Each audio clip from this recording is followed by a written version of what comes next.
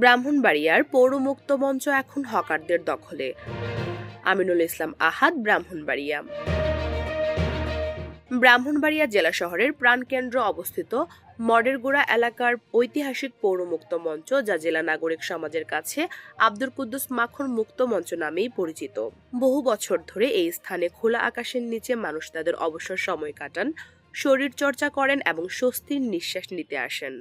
সকাল বিকাল রাতে বিভিন্ন পেশার মানুষ, চাকরিজীবী, ব্যবসায়ী, শিক্ষার্থী, বিভিন্ন কোম্পানির কর্মচারী সহ শত শত মানুষ এই মুক্ত মঞ্চকে তাদের একমাত্র উন্মুক্ত বিশ্রামস্থল হিসেবে ব্যবহার করে থাকত। কিন্তু সাম্প্রতিক সময়ে মুক্ত মঞ্চের সেই পরিচিত চিত্র আর নেই। পুরো এলাকা এখন হকারদের অবৈধ দখলে চলে গেছে। ইদানিং এটা হকারদের দখলে চলে গিয়েছে। পৌরসভা যদিও অস্বীকার করেছে, আমার মনে হয় এটা সর্বাংশে সত্য নয়। এটা ব্রাহ্মণবাড়িয়াতে এই যে আপনি যে ট্রাফিক জ্যাম, এই শহরের ব্যাপকতা বেড়েছে, জনসংখ্যা বেড়েছে, ট্রাফিক জ্যাম বেড়েছে। এই ট্রাফিক জ্যামের অন্যতম কারণও হচ্ছে এই যে হকার। সরজমিনে দেখা যায় মুক্ত মঞ্চটি এখন একটি অঘোষিত হকার মার্কেট। স্থানটির চারপাশে ক্রেতা ডাকার নামে চিৎকার। অনেক হকারদের আচরণ নিয়েও অভিযোগ রয়েছে। দূর দূরান্ত থেকে আসা কিছু ক্রেতার সঙ্গে অসৌজন্যমূলক আচরণ। এছাড়া মুক্ত মঞ্চে গড়ে ওঠা প্রতিটি চা স্টলে বেআইনিভাবে দ্রব্যমূল্য বৃদ্ধি করা হয়েছে। কোনো ধরনের ভাড়া, কর বা পৌরসভার ট্যাক্স না দিয়েই এসব ব্যবসায়ীরা দীর্ঘদিন ধরে নির্বিঘ্নে ব্যবসা চালিয়ে যাচ্ছে বলে অভিযোগ স্থানীয়দের। আমি যে জায়গাটাতে দাঁড়িয়ে আছি, এই জায়গাটা হচ্ছে ব্রাহ্মণবাড়িয়ার একটি ঐতিহ্যবাহী একটা প্রাণকেন্দ্র, পৌর মুক্ত মঞ্চ। এখানে আমরা আগে দীর্ঘ একটা সময় দেখা যাচ্ছে বোরিং ফিল করলে এখানে আমরা এসে আড্ডা দিতাম, একটু সময় কাটাতাম। কিন্তু এখন বর্তমানে যে একটা পরিস্থিতি হয়ে দাঁড়িয়েছে, আড্ডা দেওয়া তো দূরের কথা, নিঃশ্বাস ফেলারও একটা জায়গা পাওয়া যাচ্ছে না। পৌরসভার নাকের ডগায় দখল, তবুও দেখেননি নির্বাহী কর্মকর্তা।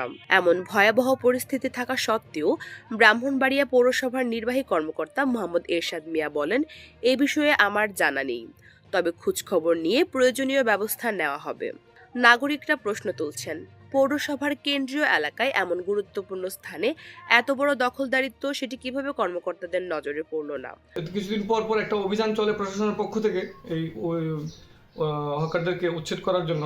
কিন্তু পরবর্তীতে ব্রাহ্মণবাড়িয়ার সুধী সমাবেশ মনে করছে যে তারাও তো মানুষ, তাদেরও জীবন জীবিকার প্রয়োজন রয়ে গেছে, তাদেরও একটা মানে রুটি রুজির একটা ব্যবস্থা করার প্রয়োজন রয়ে গেছে। তো সেই ক্ষেত্রে সাময়িকভাবে সপ্তাহে কতদিনের জন্য যেন একটা সময় দেওয়া হয়েছিল এই মুক্ত মঞ্চের যে খালি জায়গাটা, সেটাকে ব্যবহার করার জন্য। কিন্তু পরবর্তীতে দেখা গেছে এটাকে ঘিরে একটা বাণিজ্য কার্যক্রম শুরু হয়েছে। এই জায়গাগুলি এখন এত মানে ব্যাপকভাবে দখল হয়ে গেছে, এটা কোনো মুক্ত মঞ্চের যেই গৌরগম্ভীর পরিবেশ, পবিত্র পরিবেশ, গর্বের যে পরিবেশ, সেই জিনিসটা এখন নাই বললেই চলে, ব্যাহত হচ্ছে। মুক্ত মঞ্চে প্রতিদিন হাঁটতে ও সময় কাটাতে আসা নাগরিকরা ক্ষোভ প্রকাশ করে বলেন, মুক্ত মঞ্চ এখন আর মুক্ত নেই, পরিবার নিয়ে আসা যায় না। চারিদিকে দোকান, চিৎকার, শব্দ দূষণ, স্বস্তির জায়গাটা দখল হয়ে গেছে। হকারদের জন্য শহরের নির্দিষ্ট স্থানে বাজার বা মার্কেট নির্ধারণ করা প্রয়োজন। পৌর কর্তৃপক্ষের দ্রুত উদ্যোগ ছাড়া মুক্ত মঞ্চের সুরক্ষা সম্ভব নয়। আমরা মনে করি যারা হকার বাইরে যে একটা দখল করে আছে তাদেরকে তাদের একটা সুব্যবস্থার প্রয়োজন রয়ে গেছে।